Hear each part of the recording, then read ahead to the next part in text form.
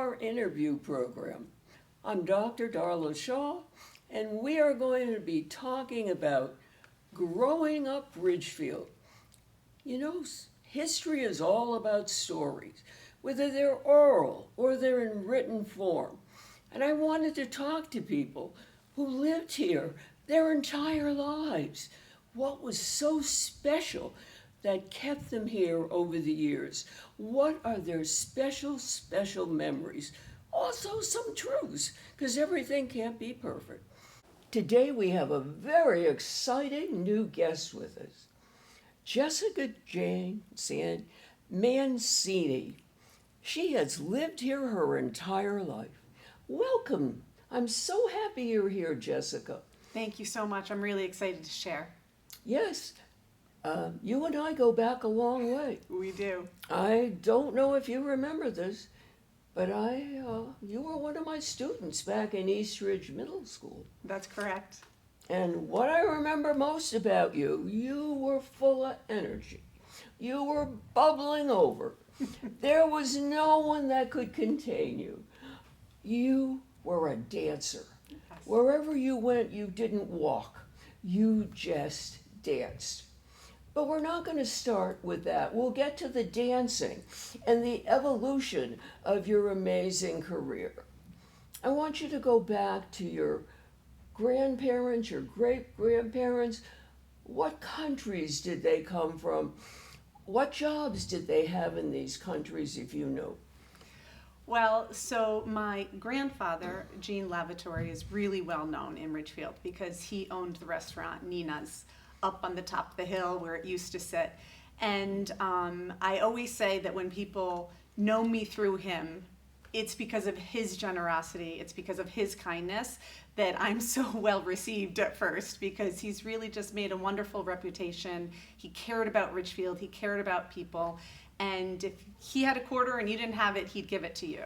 So it started well before him, though. It was actually, let me think about this, his father-in-law that came here first, which was Nazareno Roberti. And so his daughter, Nina, is who Nina's is named after. And then Nina married Nazareno Lavatory, and they had my grandfather, Gene. He was the youngest of 5. Well, you know, I ate at that restaurant so many times. I love that restaurant. I never realized its history. Yeah. Now, what about your mom and dad? Were they the first to move here to Ridgefield, or were they here already? My mother was here already. She's the oldest of the 5. And she has 4 siblings, so it goes Steve Lavatory, and he's now the tree warden of Ridgefield, so he's been here. Then my uncle Dave Lavatory, he has since passed, but he had changed his name to Lavati.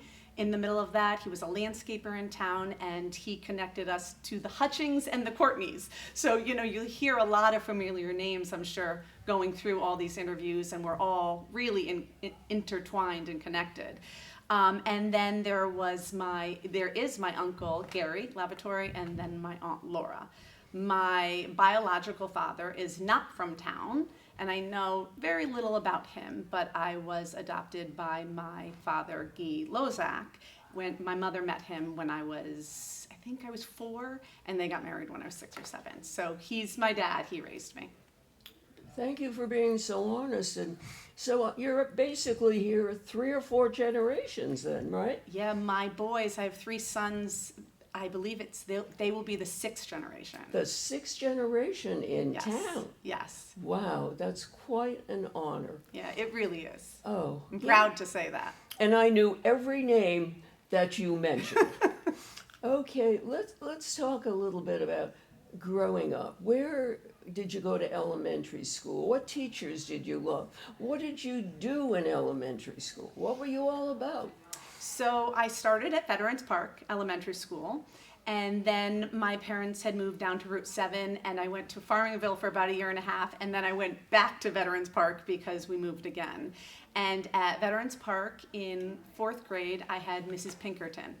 And I love her. I still love her. I don't know where she is to this day, but Florida. Is she in Florida? Yeah, I'm in That's touch so with funny, her. Donna. I'll get you in touch with Nancy Pinkerton. I love her too. Oh my goodness. When I was at Farmingville, I didn't have the best experience. And so when I went back to Veterans Park, she was my teacher and she just brought me right in like a big hug. And her and Mr. Tulipani were in charge of the school play, and it was Hansel and Gretel. And I'll never forget the audition. I saw the person in front of me go up, and they had to say their name and maybe a little line, can't remember. And they said to that person, "You must speak louder." So I was like, oh. So I went up onto the stage and I said, "Jessica Lozak," and I got cast as the witch. That is what happens when you really shout your name on stage in 4th grade. Yeah. Well, that's great. So you were always very theatrical then. In addition, do you sing and act in addition to dance? Yeah, I do. I would definitely say dance is primarily what I do, and that was what my expertise was. But I guess, when you go to an audition, if they tell you you got to play the fiddle, you figure out how to play the fiddle, right? Great quote. Now, where did you get your training in dance from? So it is local yet again. It really started off with Joan McDonald, who started off teaching dance in our public schools, in the cafeterias. And then she eventually moved into the rec center. Her daughter, Carrie Pinn, was also, had taken over for her. And Jean Cabelli was also teaching because she was one of the students of Joan McDonald. She started teaching, so I got the privilege of taking from Jean Cabelli and Carrie Penn. And then a little bit later, I had Patricia Schuster for ballet. Oh, I had them all. Best, yes, the best, yeah. I had them all, and for some reason, Patricia Schuster really liked me. Everybody else said, she was very strict, but we get Yeah. along very well. And then Karen Casagrande, who is actually, I see her now all the time. Yeah, you've had some great teachers, very inspirational, very sincere and caring for the students, and that makes such a difference. And really hyper-local with their own histories in Ridgefield, so Yeah. it felt like a family. Now, did you have brothers and sisters? How did you play? What did you do in your free time? I have 2 younger sisters. I'm the oldest.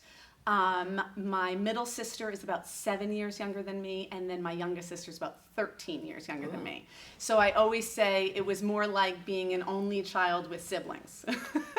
Because you got a lot of time to ourselves until the next person came along. So it was really quite nice. Right. Okay, now what about secondary school, middle school, high school? What did you change? What was that like? You didn't seem to like school that much in the beginning. Did you become more academic, or were you focused in other areas? No, I would definitely say, so we only had East Ridge then. We had 4 teams. My son, the youngest, is about to go into 6th grade, and they're down to 2 teams now. So it's interesting to see that evolution of the public schools and how it's went in and out of different phases. And then Ridgefield High School, well, it wasn't my favorite. I'm one of those people that learns by movement and interaction. And so I'm just not a great learner to sit in a chair and listen to a lecture. As I've gotten older, I've built in strategies to certainly help me. But that was definitely more of my difficult years. And funny enough, Darla, Dr. Joe Ellis, I work now at Founders Hall in Ridgefield, the senior center. And he came up and we had this great reunion. And just this morning, I tend to get here a little bit early and get my work done. And he saw our new program booklet that we put out with the branding and everything that I had done. And he said, "Why couldn't you have been more like this in high school?" As long as you're there now. Exactly. It takes people different times to get different points in their life. Exactly. Yes, Joe was a great guy. Great guy. I worked under him as an assistant principal, and he was tough on me. But once he retired, our relationship was so different. No, I'm glad you've had these key people in your lives. So when you graduate from high school, Yes. did you meet your husband in high school? No, I met my husband probably about 2 years after high school. When I graduated high school, I went a little bit to WestCon, so Western Connecticut State University. I went between full-time, part-time, full-time, part-time, because I was really going into the city and just auditioning. And what I found with auditioning was that I was surrounded by people who needed to get that audition to live, to eat, to make their next steps. And I was still going home to my parents' house. And it was really hard for me to play that competitive role. And I realized that it wasn't the performing that I loved as much as I loved the teaching. And so that's when I, at 21 years old, I grabbed the help of Peggy Marconi. That name may sound familiar as well. Oh, very yeah, good Rudy's friend of mine. wife, Yes, yeah. very good friend of mine. And I said, I need help. I need help making a business plan. I would like to open up my dance studio. And she helped me open up a performing arts studio that went on for 20 years. My goodness. And you started at 21 and went out for, and what was the name of it? It started off as Ridgefield Studio of Performing Arts. And then when I had moved to my third location, we combined, I had taken over Every Woman's Spirit and made that the fitness studio in tribute to Peggy Marconi, because she had owned the fitness studio. And then eventually we downsized and brought both businesses together for Ridgefield Dance and Fitness. Wow, I didn't realize you had been in that business for 20 years. So tell me about your husband and how you met him and your kids. Then we'll go back to your career. Okay, sounds good. So my husband is actually, he came here from Italy at 6 years old, and he lived up in Waterbury and Watertown. And how we met is that I worked at Adam Broderick's at the front desk, then I was the spa director's assistant, and his cousin, Carla Mancini, she was working there as a hairdresser at the time. And I was home one evening, and she called me up and she said, "You've got to come out." Didn't tell me anything about a date or a husband. He said, "You got to come out. We're going to go out in Waterbury tonight." And I said, "Where's Waterbury?"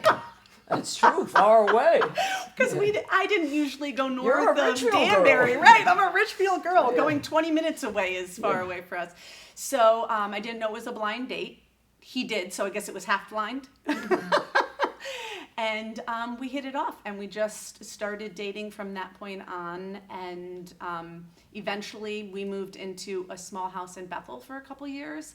And I couldn't stay away from Ridgefield. I needed to get my foot back into Ridgefield. Okay, so you live in Ridgefield now. Where do you Yes. live in Ridgefield? So I live in Ridgefield because my grandparents at the time, we live over on Woodlawn, which is right off of 102. I said to my grandparents they wanted to downsize and spend the time in Florida. And I said, what if we could work out an arrangement? Because this was before the bubble. So this was in 2005 is when we ended up buying the house. And we worked on an arrangement that we put in an addition for them to live in an apartment. And we got ourselves back into Ridgefield. Well, okay. Now, what motivated you to get out of the dance field and get more into motivational and empowerment and that type of thing? So while I own the Performing Arts Studio and the Fitness Center, first of all, I love working with kids. They're not jaded. They tell you how they feel. It's very straight. They bring an energy to the table. But while I was there, I felt there was somebody in town who came up to me and said they had a skincare company. And they said, "We'd really love you to be an influencer for the skincare company." And so through that role of sales online and the internet, I really started to see the need for women really connecting to other women. So it wasn't, I don't really like the word influencer because I think that that puts someone on a different level than Right, someone else. yeah. I think it's really about connectiveness and sharing each other's stories. And that's where really just the empowerment of each other brought in female empowerment for me. I didn't realize that influencers went back that far even. I thought it was a more modern type of thing. Yeah, well, Yeah. I'm trying to think what year that was. It must have been more like, I was in it the same year that I ran for the Board of Finance, and so that would have been 2011 I Yeah. started. Yeah, okay, so it was, yeah. So, So did you become an entrepreneur then, or did you stay in this field, or where did you go? And I give you a lot of credit because so many people are stuck. Yeah. You know, like once you're a teacher, you're a teacher. Once you're a nurse, you're a nurse. And you kept evolving. How did you know where to go next? You know, I thrive on change. I know most people struggle with change, but I really like it. I like to keep moving. I like to try new things. It makes me feel alive. And so it was never really like, I want to be this, I want to move in this direction. It was like, wake up, see what happens today, see what feels right, and move into that direction. And, you know, the course, the atmosphere of what was happening politically or what was happening locally kind of just shaped who I was. And it allowed me to really take my passions and my strengths and use them instead of, like I mentioned, high school, struggling with certain things. This allowed me to really get rooted and know who I was. Well, I was very surprised because I remember you as a dancer, and then I applied to be a justice of the peace, and I had to go before the Democratic Party committee, and there you were, and you were so active and such an important person there. So today and all, you know, what are you doing? We're at such an important time politically in history. It's funny that you should bring that up because just recently I was hired as strategic counsel for their communications. So I really have started deep diving into their branding and their communications. We have a campaign season coming up. And the biggest reason I love it beyond just the empowerment is community. I think that when people find community wherever they are, that really supports their growth. And so I just found it with the Democratic Party. Quick funny story about that. Let's see here. My grandmother's niece, Hope Wise, was the Republican registrar. Right. At the time when I was able to go in and pick my political party.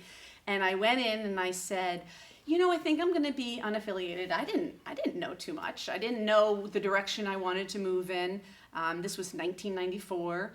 And she said, oh, your whole family's Republican. You want to register as Republican. So I said, okay. So up until I was asked to sit on the Board of Finance, I was registered as a Republican. I always voted for the person that I felt, you know, had the values and morals and the policies that I really believed in. But I never really got stuck in what I needed to be labeled. And then my political mentor, Susan Coco, who passed away recently, it's been a year now, and she sat me down in an interview like this, face to face, and, you know, she told me the time was now, and she convinced me that it was the right decision to run for the Board of Finance at that time in 2011. And I said, okay. I told my husband when I was leaving, I said, I'm going to say no, but thank you. That didn't work, I take it. It didn't work out. And before I left, I said, Susan, we have one more problem. I'm a registered Republican. And she goes, don't worry, you're not really. We can fix that. And so it was interesting, happenstance, how I fell into this. They saw me as someone who loved Ridgefield, who was running businesses in town, and they saw me speaking at a lot of public comment for the public schools. And Catherine Woodhouse, now Catherine McGerald, her married name, two other townies, is the one who said, Jessica, you need to speak to Susan Coco. Wow, that's so interesting. And I know because I'm on Facebook with you, you're also very actively involved in the marches and the protests and women's rights. Is there anything, you know, you're working on right now with that? You know, nothing I can say that I'm working on right now with that. I was one of the two of us, Amy Berger-Travallo, our now state rep for the Ridgefield district. We had started the Women's March in 2016. We got 5 buses to go down to DC, or the Ridgefield chapter of the Women's March, I should say. And again, it felt like community came together. It felt like people needed that connection. And that's really what led me to learn even more about the history side of female empowerment and understanding that. Oddly enough, I had 3 sons who I'm raising the best way I can as feminist. But right now, I would actually say that a passion of mine and interest is finding male role models to really support young men. Because Wow. there's Even in a town like Ridgefield. yeah, yes, I would say even more so. Why? I think that You there- mean the fathers are there but not present?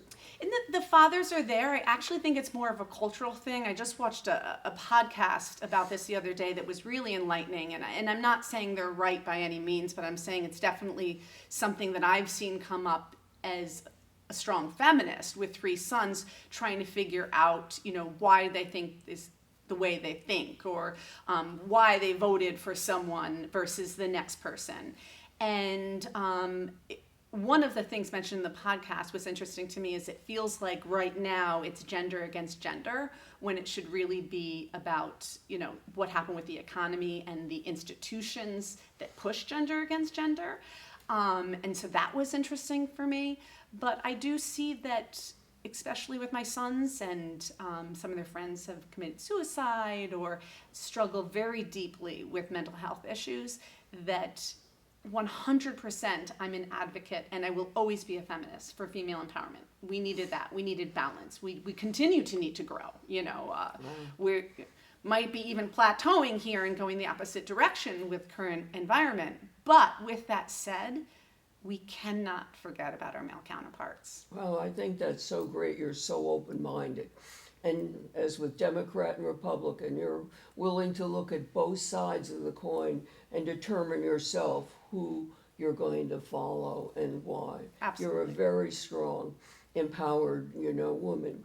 Now, Thank here you are, working, of course, in communications for the community at a senior center. Yes. How did this come about, and what enticed you to come work with senior citizens?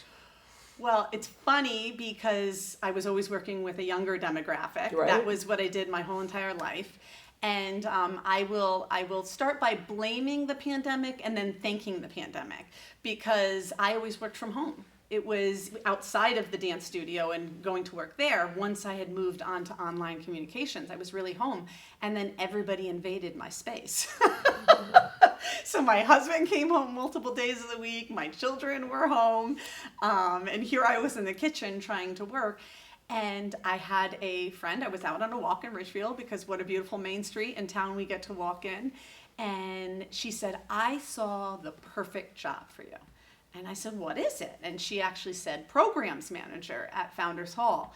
And I was like, that sounds interesting. So what did I do? I dove into the network of Ridgefield and looked to see who was on the board. And I saw my good friend Lori Beresford was on the board. And my friend Brenda Berta was on the board. Lori, I taught her children dance and tried to get the inside scoop. Said, what is this about? Do you think I'll like it? And one of the things Lori said to me was, it's a very special place, Jessica. It is. So make sure you really want to do this, because it's so special. And I think I didn't understand the caliber of her statement until I came in here and really started working here, because it's magic. It really is magic. And so I ended up applying for the job. I spoke to our past executive director, Grace Weber, who's now since moved on. And as I was there, Grace said to me, and I'm interviewing for the programs manager job, and she says to me, how do you like, telling stories? How are you as a writer? And I'm like, well, that's, I've told stories. That's what I do right now for a living. I'm in communications. I help people build their brands and their narratives. And I said, but that's an interesting question to ask, because what does that have to do with program management and, what I can bring to that? She said, you're very smart to ask that. We just lost our communications manager, and I'd really like to hire you for that job instead of the job you're applying for. Darla, I gave a fight. I was like, I don't know, I really want to do something different. And really it was the internet and the politics that was pulling me away. Because I had advocated for a few things in town, there was few people that became very loud and aggressive, assertive online. And I thought, I don't know if I really want to do this anymore. Maybe I need to shift again, as we talked about before. And Grace was not having it. She was like, well, we've decided to go a different way. I really think communications is the right direction. And she was right. She was absolutely right. Grace was always right. Yes! She was the most amazing person. No one will ever admit she made a mistake. Yes. That's true. Yes. So it seems like you don't really set goals, but what you do, you wait for things to happen. And because you're willing to change, when you see the waters moving a certain way, you jump on and go for a ride. Or do you have new goals for yourself down the road? You know, I think, so I would definitely self-classify myself as having ADHD, because certainly I allow myself that movement, and change feels really good to me, but I need small goals. I would guess as a teacher in the past, like I need kind of a scaffold to say to the next step, and I'll hyper focus to that step and really get my work done, and then I'll move on to the next thing. So I do like goals, and I need organization to function within my role, but I think that what's made me a great mom and made me able to handle this next phase of life as my birds are launched, that I have never held on to one identity. So I didn't say, I'm a mom, this is all I'm doing, I'm only focused on my children. I always had these different pockets of passion that have allowed me to shift. And I think that's kind of, there's no real next step for me. I'm happy where I am. I am deep diving into my work. And if something should shine a light on something different that makes sense and is the right direction, then of course I would always be open to opportunity. Now, do you see yourself at all in the future? Like, I don't see you retiring, but if you retired, moving out of Ridgefield for the first time in your life.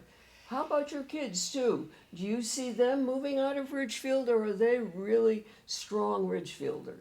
I think it's funny. I think when most people are younger in Ridgefield, I know I said this, and I'm sure if you speak to other people who have grown up in Ridgefield and are since back, they said, I can't wait to get out. I can't wait to get out. There's got to be more. And then all of a sudden there's a shift that happens that says, wait a second. I want to be there. I want to get back. How do I make enough money to be there? How do I find a house? How do I do all these things? Because I want to raise my family there, because we cherish our upbringing. You know, everything has its pros and cons. However, there is something really special about Ridgefield. So with my kids, I would say they're pretty attached to Ridgefield. I would definitely say I've won my middle son, who will be 19 in a couple weeks. He's down at Roanoke College in Virginia. I can see his itch already. He loves his community. He loves his college. But I can see the itch to come back to, at minimum, New England, if not Ridgefield. It's a special place. As far as retirement, interestingly enough, we mentioned Founders Hall.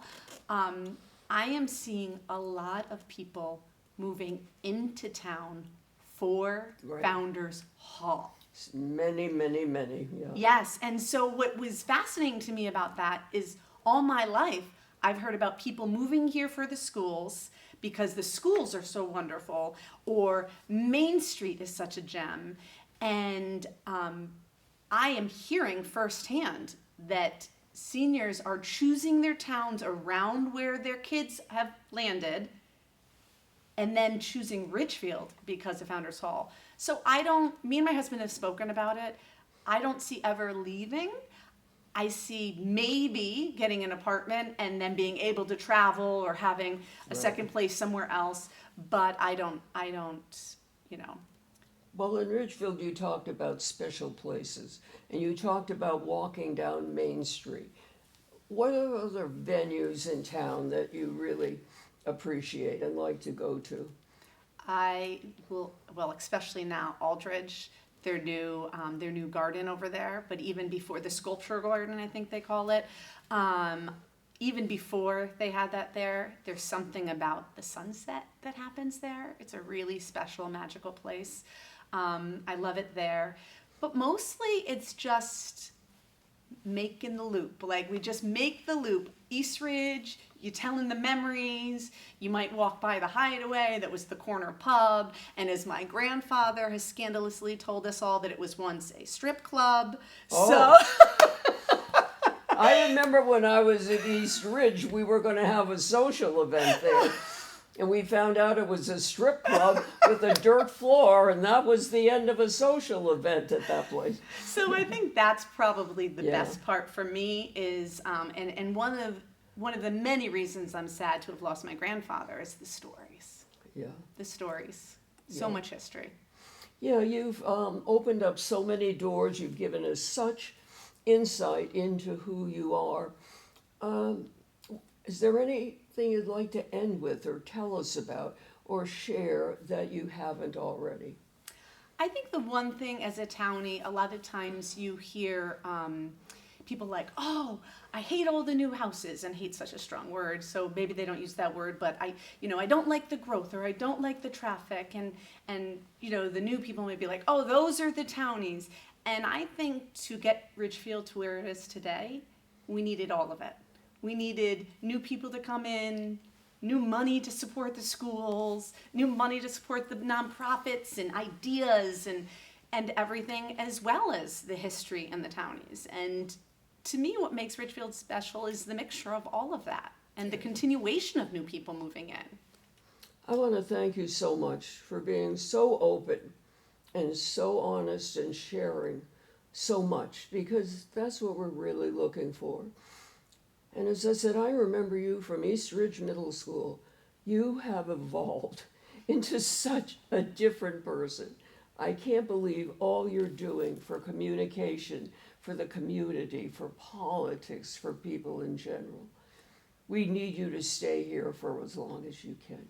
Well, you're stuck with me, so whether you like it or not, you're stuck with me. I love Ridgefield, and it's truly a place that I welcome all to. Well, thank you so much for agreeing to this interview. It was totally delightful. Thank you for having me. It was a pleasure seeing you again. Thank you. You've been listening to Jessica Jane Mancini talk about her experiences in Ridgefield and how they have changed her over the years. Now, there are many of you out there, I hope, viewing, who have lived in Ridgefield your whole life as well. Maybe a few times you left, but you're basically a Ridgefielder. If you would like to talk to us, contact the Ridgefield Historical Society and share your historical story with us as well. Thank you so much for following us. Darla Shaw.